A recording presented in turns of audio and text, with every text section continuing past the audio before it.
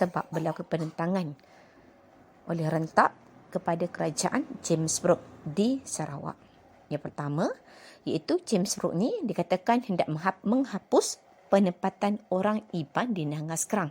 Yang kedua, sebab kedua iaitu James Brooke menganggap orang Iban sebagai lanun. Peristiwa penentangan Rentap.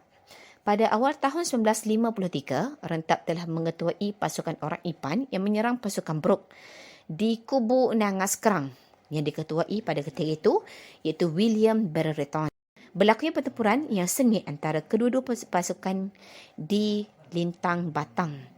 Semasa pertempuran itu, seorang menantu Rentap bernama Layang telah membunuh Allen Lee dengan lembingnya dan William Brereton telah tercedera tapi masih dapat melarikan diri.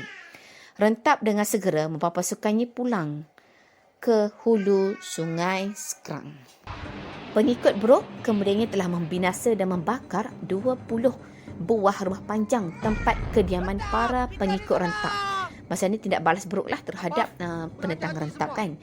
Rentap terpaksa berundur dan membina tempat kediaman di Sungai Lang iaitu di hulu Sungai Skrang.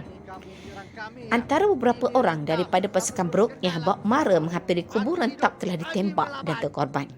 Angkara Brooke berjaya menyerang rumah panjang Rentap ini pada Ogos 1854 kerana tembakan meriam merobohkan pagar kayu di sekeliling rumah mereka dan pasukan Rentap hanya ada berdil kecil sahaja untuk membalas tembakan meriam. Rentap sendiri telah tercedera semasa pertempuran kali ini. Oleh itu, Rentap dengan sebilangan pasukan beliau berundur dan membina kubu di sebuah bukit yang dinamakan sebagai Bukit Saduk. Kubu Bukit Saduk ini sukar untuk ditakluki kerana kedudukannya di atas puncak bukit yang tinggi dan dikelilingi oleh tebing-tebing curam yang sukar untuk didaki. Juga hanya ada satu jalan sempit di atas gaung yang begitu dalam untuk sampai ke kubu Rentap ini. Sekeliling kubu ini diperbuat oleh pagar kayu tebelian yang keras dan setebal 2 kaki. Rentap juga ada sebatang meriam yang besar untuk mempertahankan kotanya yang dikenali sebagai Bujang Timpang Berang. Cubaan pertama pada Jun 1857. Semasa serangan ini, seorang anggota pasukan Brooke yang bernama Abi Abang Ain telah ditembak dan terpaksa dibawa turun. Pada 1858, pasukan Brooke buat kali keduanya menyerang kubu Rentap di atas Bukit Saduk tetapi tembakan meriam mereka tidak dapat menembusi pagar kubu Rentap. Pasukan Rentap telah melaungkan dengan megahnya kepada pasukan Brooke untuk membawa meriam yang lebih besar lagi pada masa akan datang. Pada 1861, barulah serangan pasukan Brooke yang ketiga kalinya berjaya menguasai Bukit Saduk setelah membawa sebuah meriam yang besar yang dikenali sebagai Bujang Saduk untuk menembak dan merobohkan pagar kubu Bukit Saduk.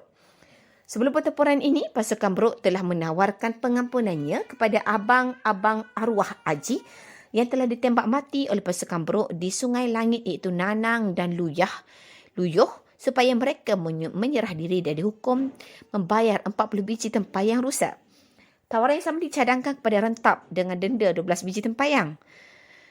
Tempayan memusnahkan kubu Bukit Saduk dan meninggalkan kubu itu dengan segera. Tetapi Rentap menolak tawaran ini walaupun telah diberitahu bahawa pasukan Brooke ada membawa sebuah meriam yang besar. Seterusnya, kubu dan rumah tempat tinggal Rentap dan orang-orangnya dibakar oleh pasukan Brooke pada 20 Oktober 1861. Rentap telah berundur ke Bukit Lanjak Entimau yang membina sebuah kubu di Bukit Setulak.